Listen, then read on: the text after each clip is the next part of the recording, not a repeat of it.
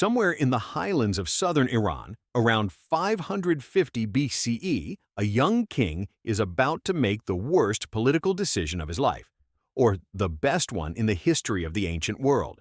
Nobody around him knows which yet. His name is Cyrus. On paper, he's nobody special, just a regional ruler, one of several kings who answer to a much bigger power, the Median Empire sitting to his north. Kings like Cyrus are supposed to pay tribute, send soldiers when asked, and stay quiet. That's the deal. That's how the world works. Except Cyrus is done with the deal. He raises an army out of his own small kingdom of Persia, marches north, and does something that should end his career and his kingdom's independence for good. He goes to war against the empire he's technically supposed to be loyal to.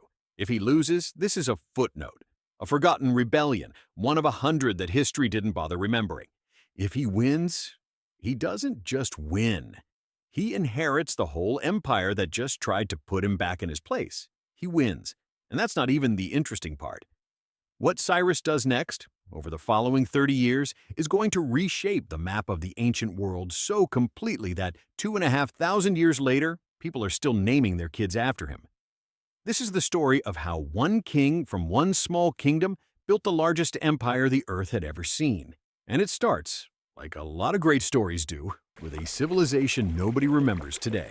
Long before Cyrus, long before anyone had even said the word Persia out loud, there was a kingdom called Elam, sitting quietly in the southwest corner of what's now Iran, while history's spotlight was pointed at Mesopotamia next door.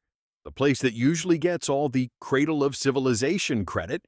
Elam was building its own cities, writing its own script, and trading with its famous neighbors for well over 1,000 years, largely unbothered and mostly unremembered.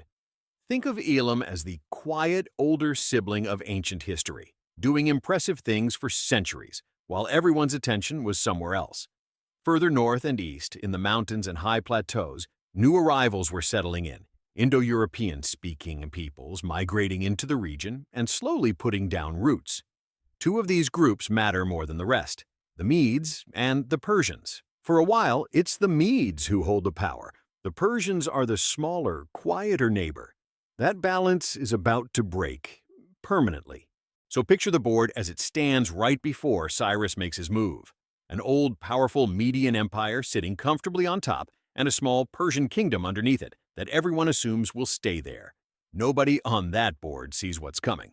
Cyrus doesn't stop at defeating the Medes. He treats it as a warm-up. Next, he turns west and conquers the wealthy kingdom of Lydia in what's now Turkey. Then he sets his sights on the single most impressive prize in the ancient world, Babylon. Massive walls, legendary wealth, a city nobody believed could be taken by force, and Cyrus takes it anyway. But here's the twist that makes Cyrus different from almost every conqueror before him. When he takes a city, he doesn't erase what he finds there. In Babylon, he frees the Jewish population that had been held in the city and allows them to return home and rebuild. Across his empire, conquered peoples keep their own customs, their own laws, their own beliefs. Rule the land, but don't erase the people on it. It's a simple idea, and in the ancient world, it's almost unheard of. By the time Cyrus is finished, his empire, the Achaemenid Empire, stretches from the shores of the Mediterranean all the way to the edge of India, the largest empire the world has ever seen, built in one lifetime by a king who started out answering to somebody else. Here's the part that should really stop you in your tracks. Cyrus isn't even the high point of this story. His successors are about to build roads stretching thousands of miles across 3 continents, create one of the world's first postal systems, and raise a capital city so extraordinary that its ruins still leave visitors speechless over 2,000 years later. And not far behind all of that glory is a war so famous it's still being taught in classrooms today, against an enemy whose name is now permanently linked with Persia's own, the Greeks. That's part 2.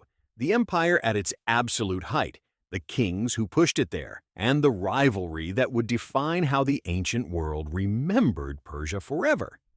If you want to see how far one king's ambition could actually stretch, subscribe, because this story is just getting started.